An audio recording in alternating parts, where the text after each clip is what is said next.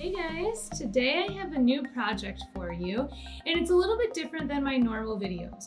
I'm not going to be showing you exactly how to draw something so you can copy the same thing as me. I'm going to be talking about a project that I think is really fun and how you can do it too, but you're going to be coming up with your own ideas for it. So this project is going to be all about making your own animal. How you can think about how to make your own animal by combining different animals together, or of course you could just kind of make it all up. And also how to make your animal's habitat, which is where it lives or the environment it lives in. And also think about things like, what does it eat? Maybe what do the babies look like? What kind of things does your animal do? I think it's really fun to come up with your own animal because I love animals, but it's even more fun to really think of a whole story or a whole world where your animal could live. So with this one here, I made this one a while ago, and this one is obviously a combination of a tiger and a great white shark and a monkey. That's why its tail's wrapping around a vine. So I thought of those three animals, and then I also thought about, okay, like where would this animal live? What would it eat? Maybe like where would its babies go when it's out hunting? I don't know, I just thought of all those different things.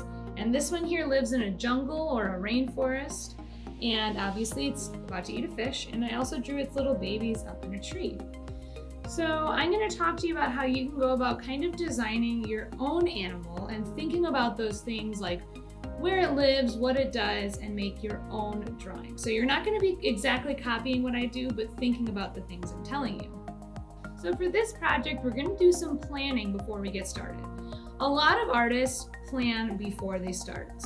When you're just practicing and trying new things, you're maybe not planning so much, but planning can really help you come up with an artwork that you're proud of. So we're going to plan our animal before we get started. When you're trying to plan out what kind of animal you want to make, first you might want to think about a few animals that you really like. I know for sure I want to use a llama as one of my animals, and then I just thought of some other animals. You could write their names down, you could just keep them in your head, you can look up pictures. Just come up with a few ideas for different animals, and then you could try combining them together. Once you have your animals that you know you want to mix together, then you have to think about what parts of those animals you like the most and would want to include. So first you want to try drawing the different parts of the animal that you like and maybe combine them in different ways. You might try to draw this animal 2 or 3 different times, because maybe the first time you just don't like how it looks, and then mix the parts up a little bit. Definitely look up pictures on Google. You can look up pictures of the real animal, or if you're still struggling to draw it after looking up a picture of the real thing, look up the animal's name and then look up like drawing or cartoon or clip art. Those words can help you find a more simplified drawing. So right now I'm looking at my laptop over to the side, and I see a really cute kind of simple drawing of a llama face. So I'm going to try copying this kind of more simple version before I try doing a more real one.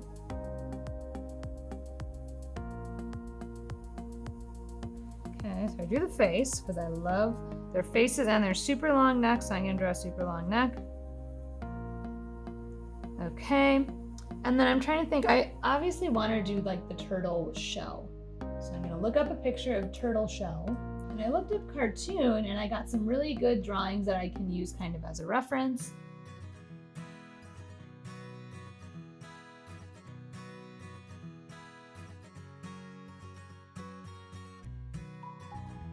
You might try to draw this animal 2 or 3 different times, because maybe the first time you just don't like how it looks, and then mix the parts up a little bit.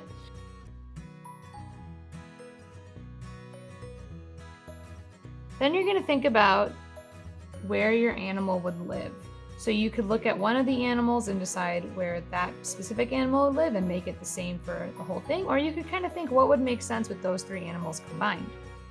I know llamas live in the mountains, turtles live in the water, and horses can live kind of anywhere, but we'll say they live in like fields. So I think what makes the most sense is to pick the mountains, because there can be water and there can be fields, but the mountains kind of has all 3.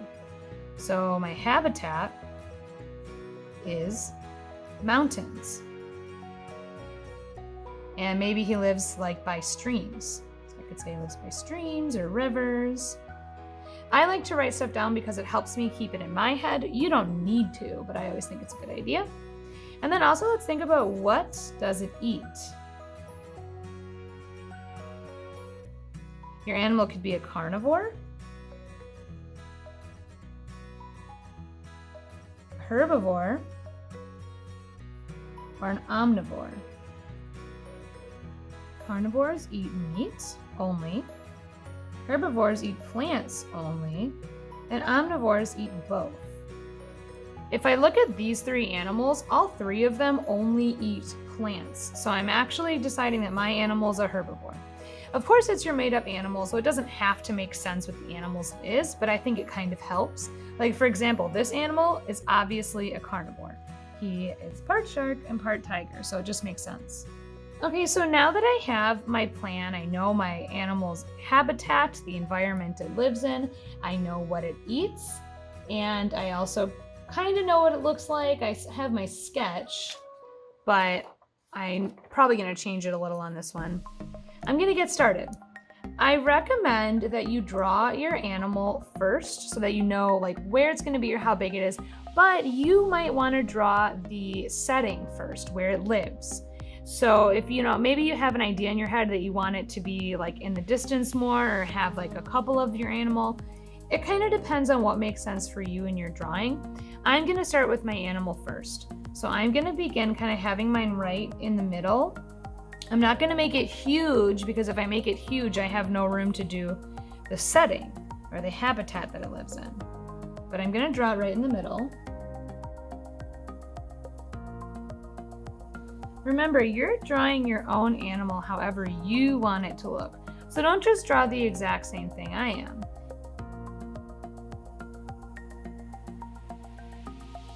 Okay, so I think that my animal looks pretty good. I am going to change the body a little bit. I know in a lot of my videos it seems like I draw everything just fine the first time. No, I practice everything. I just try not to have a bunch of me erasing on most of my videos, but with this one it makes a lot of sense to erase and fix things, so that is what I'm going to do. All right. So I'm pretty much happy with this. Obviously there's a lot of eraser marks, but I'm not going to worry about them until I kind of go over with markers so that I can erase it without erasing my picture.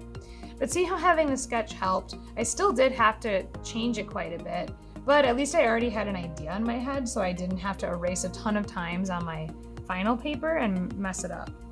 Okay, so now I need to draw my animal's habitat, like where it lives.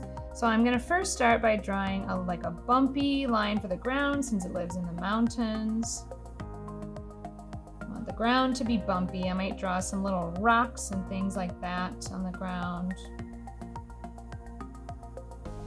And then definitely draw something behind your animal to show where it is. A lot of times with drawings, I notice with my students that they just draw the subject of the picture and then nothing behind it. Your pictures look way more interesting if you show something happening in the background.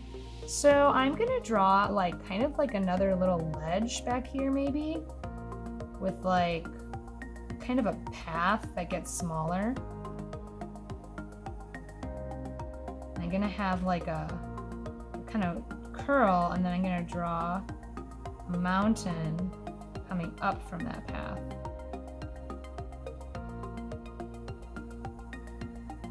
And because my animal eats plants, I do need to add some plants somewhere for my animal to eat. So I'm gonna have this over here be kind of like a little grassy field. So when I color, this will have some green, but I'm gonna add little blades of grass. I'll probably do more with my marker when I go over it. Also, if you thought about the habitat, where it is, you might want to draw the sun out if your animal likes the sun, or it might be raining if you made a rainforest or something like that. And now I have my animal with the animal itself, the habitat it lives in, and some grass here for what it eats. So I have a full picture. There's a whole idea with my animal. Somebody could look at this without knowing my idea behind it, and they could kind of figure it out on their own probably. And that's kind of the point. So I did really take my time with this, and now I'm gonna go over with Sharpie, which might take me a bit, but I will speed it up for you.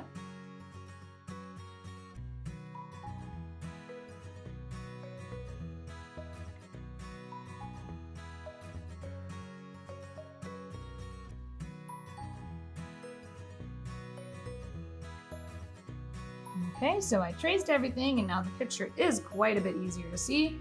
And now I'm gonna do something that I always like to do after tracing is I'm gonna erase all that pencil.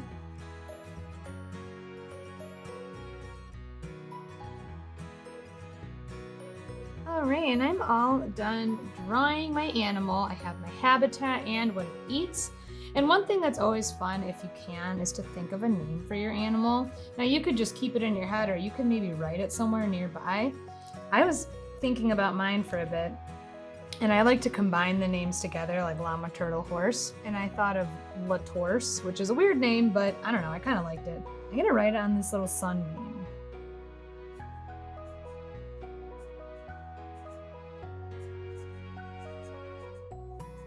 La Terse. It's a weird name, but now it has a name. Of course, you could give it any kind of name, doesn't have to be the things combined, but I think that's kind of the easiest way. And then when you guys are coloring it in, take your time. I know sometimes when you're coloring a big picture like this, you're tempted to rush and scribble things in or skip coloring parts of it. If you need to take a break, take a break. Maybe work on it over a couple different days or work on it 10 minutes, take a 10-minute break and come back to it. But if you took the time and effort to think about your animal, think of the setting and the environment, and think of what it eats and draw all those things, don't erase a bunch of the hard work you did by kind of scribbling parts of it in or not coloring parts of it in at all. Just take your time and really color in the background just as nicely as you would your animal.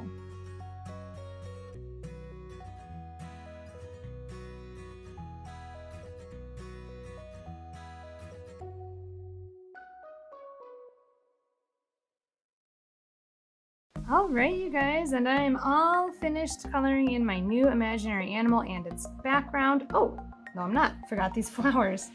Let me do that real quick. You always miss something when you have a picture that's this detailed. There we go. All right, now I'm all finished with my new animal, and I think this one looks really cool. I like it pretty much just as much as this one. And I think it's really fun to invent your own animal and take the time to come up with a whole story for it, like where it lives and what it eats, what it does. But just take your time. If it takes you a while, if you want to work on it over a couple days, that's just fine. And I would love to see how yours turned out. All right, guys, well, I hope you had fun designing your own animals with me today. I love doing this kind of project, and I remember when I was little, I would make up animals all the time because I just thought it was really fun.